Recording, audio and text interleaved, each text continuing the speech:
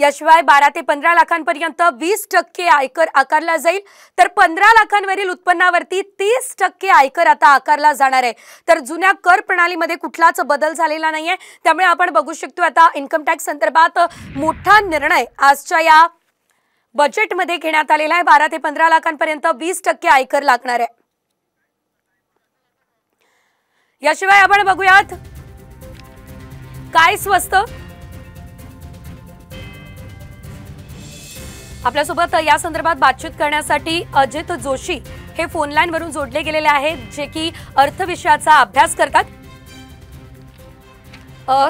Sir, आपण बघतोय आज केंद्राचा जो अर्थसंकल्प आहे तो सादर करण्यात आलेला आहे। या अर्थसंकल्पासंदर्भात तुम्हाला नेमकं काय वाटतं?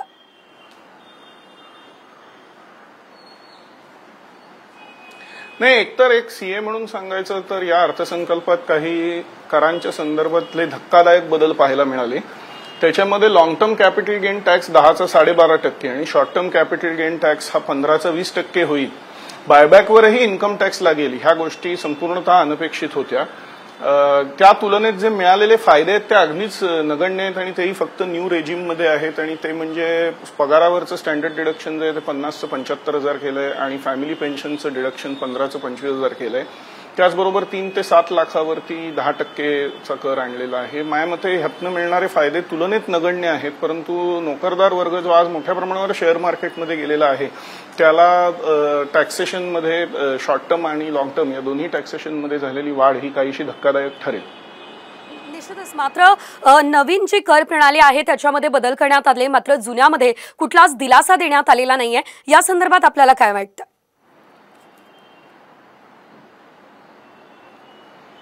नाही, सरकारचं हे धोरण आहे, सांगितलेलंच हे धोरण आहे, जाहीर केलेलं धोरण आहे की हळूहळू त्यांना जुनी प्रणाली पूर्णपणे रद्द करून फक्त नवी प्रणाली ठेवायची आहे। आता जरी त्यांनी पर्याय ठेवलेले असले तरी भविष्यात ते पूर्णतः जुनी प्रणाली रद्द करायची आहे।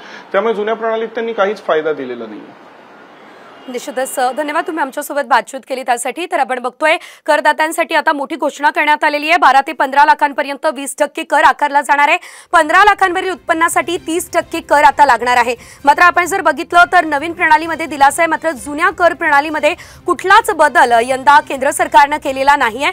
त्यामुळे नवीन प्रणालीमध्ये 3 लाखांपर्यंतचा कर आकारला जाणार नाहीये।